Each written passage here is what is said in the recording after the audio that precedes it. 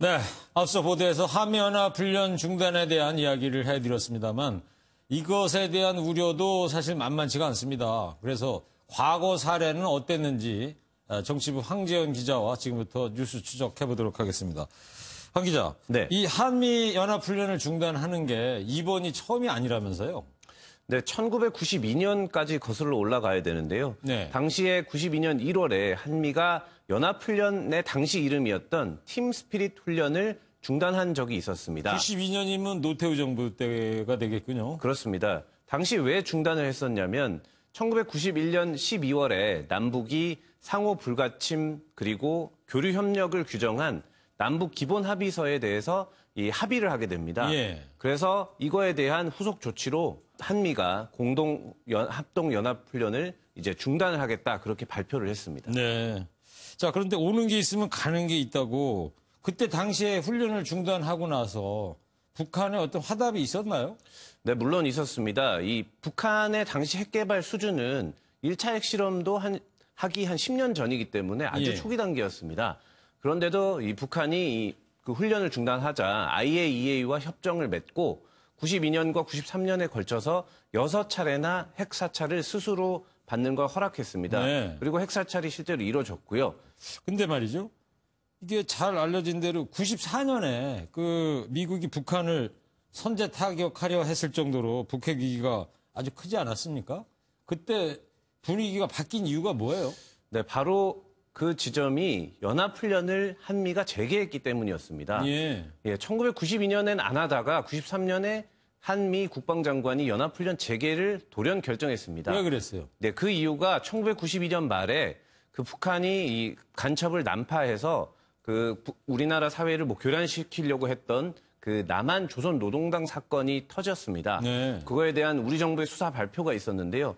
그거에 대한 반발 차원에서 한미가 연합훈련을 재개했습니다. 그런데 이게 말 그대로 도화선이 됐습니다. 네. 그 훈련 재개 소식을 듣자 이 김일성 주석이 거의 실성할 정도로 화를 내면서 다 때려치우라 이렇게 말한 일화도 있습니다. 네. 이후 북한이 반발을 하면서 93년 3월에는 핵 확산 금지 조약을 탈퇴했고 네. 그 이후 아시다시피 핵 개발 폭주를 뭐 작년까지 이렇게 이어오게 됐습니다.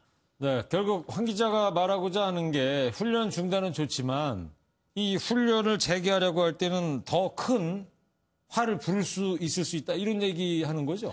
바로 그렇습니다. 그 오는 8월 을지 프리덤 가디언 훈련 취소야 뭐 한미가 결정하면 쉽게 할 수도 있을 것입니다. 예. 그런데 뭐 내년 봄에 키 리졸브나 독수리 훈련까지 취소를 할 수 있을지 그거는 미지수거든요. 네.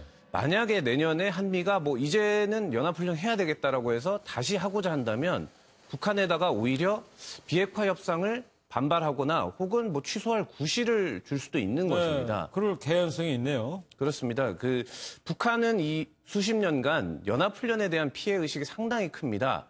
이 연합훈련에 대한 북한의 인식을 잘 볼 수 있는 북한 매체의 보도를 먼저 보시겠습니다.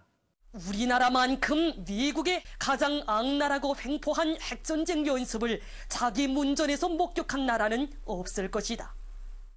이렇게 북한은 연합훈련에 대해 질색한다는 표현을 쓸 정도로 싫어를 하는데요. 예. 때문에 한미가 이번에 연합훈련 중단을 결정할 때는 다시는 연합훈련을 안 할 각오까지 하고 네. 신중하게 결정을 해야 될 것이다. 이런 지적이 나오고 있습니다. 네, 그렇군요.